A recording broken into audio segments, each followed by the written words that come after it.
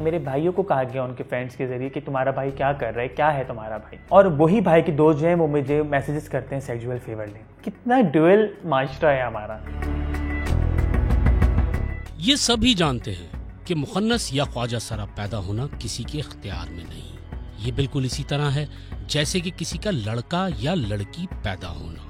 लेकिन इसके बावजूद अहले खाना यहाँ तक कि पढ़ा लिखा तबका भी ऐसे अफराद को किसी हद तक मायूब तस्वुर करता है, और ऐसे फर्द के मसाइल इसके घर से ही शुरू होते हैं। हमारे यहाँ पर सबको लड़का चाहिए और लड़की किसी को नहीं चाहिए, और ख्वाजा सरा तो चाहिए ही नहीं ना किसी को, क्योंकि आदमी उनको लगता है कि बहुत कुछ कर सकता है, जो कि गलत शायद एक फिनोमेना है इस दुनिया का।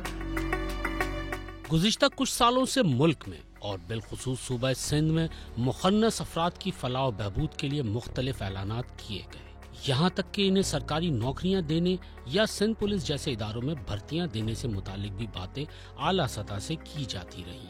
लेकिन जब ये मालूम करने की कोशिश की गई कि क्या वाकई ही इन ऐलानात पर अमल हुआ तो नताइज मनफी थे। वज़ीर आला सिंध ने 5% कोटे का ऐलान किया था, जो अभी तक वादा पूरा नहीं हुआ। जो पुलिस की महकमे की तरफ से ऐलानात हुए शायद वो सिर्फ ऐलानात की हद तक ही रह गए, उसके ऊपर कोई लाएमल नहीं बनाया गया। 30 जनवरी 2014 को सिंध में 3 मुखन्नस अफराद को सरकारी नौकरी देने का नोटिफिकेशन जारी किया गया। इस मामले की तस्दीक इस वक्त की सिंध की सूबाई वजीर बराए सोशल वेलफेयर डिपार्टमेंट रुबीना कायम खानी ने भी की थी।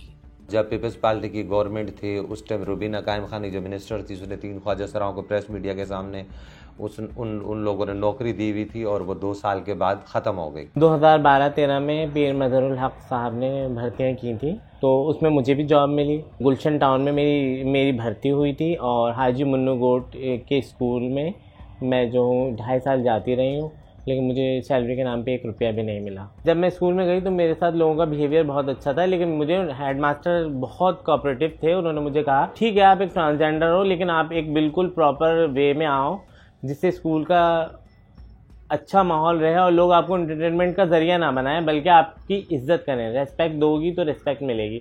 तो मैंने उनके कहवे को फॉलो किया, और मैं बिल्कुल पैंट शर्ट में बाल अंदर करके और बिल्कुल एक प्रॉपर वे में 2.5 साल तक जाती रही, लेकिन मुझे सैलरी के नाम पे फिर भी 1 रुपया भी नहीं मिला, जिसकी वजह से फिर मेरे हालात बहुत ज़्यादा ख़राब हो गए।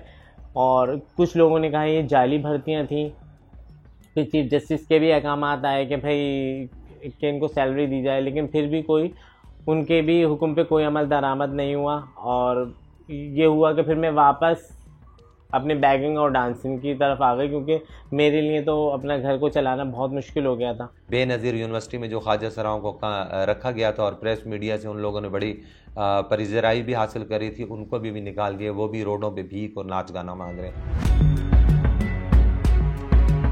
इसी तरह 23 अक्टूबर 2019 को सिंध की सूबाई काबीना के इजलास की सदारत करते हुए वजीर आला सिंध सैयद मुराद अली शाह ने सूबे में सरकारी मुलाजमतों पर 0.5% मुखन्नस अफराद को नौकरियां फराहम करने की मंजूरी दी थी।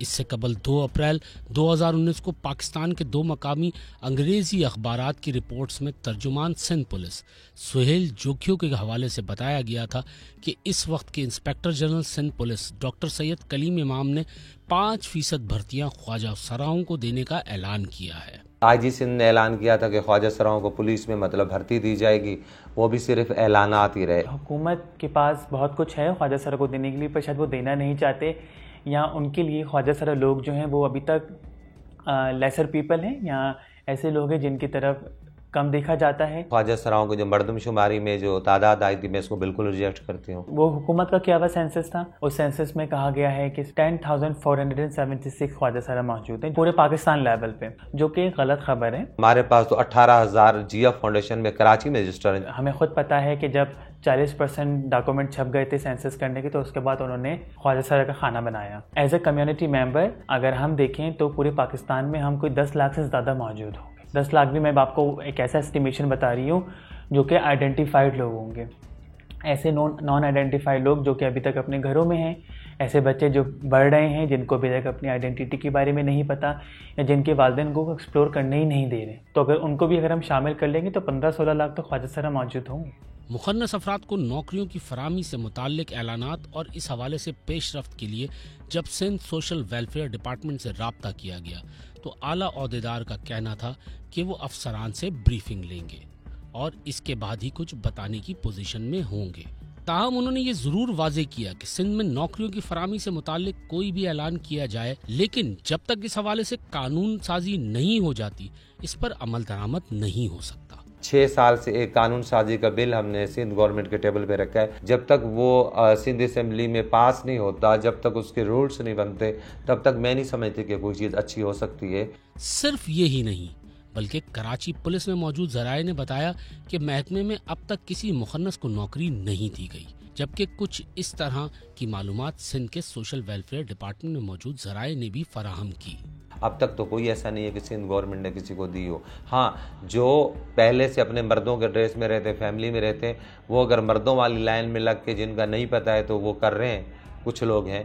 मगर अगर मैं बोलूँ कि अगर वो ख्वाजा सरा है अपने गेटअप में, उसको सिंध गवर्नमेंट ने जॉब दी तो ऐसी बात कोई नहीं।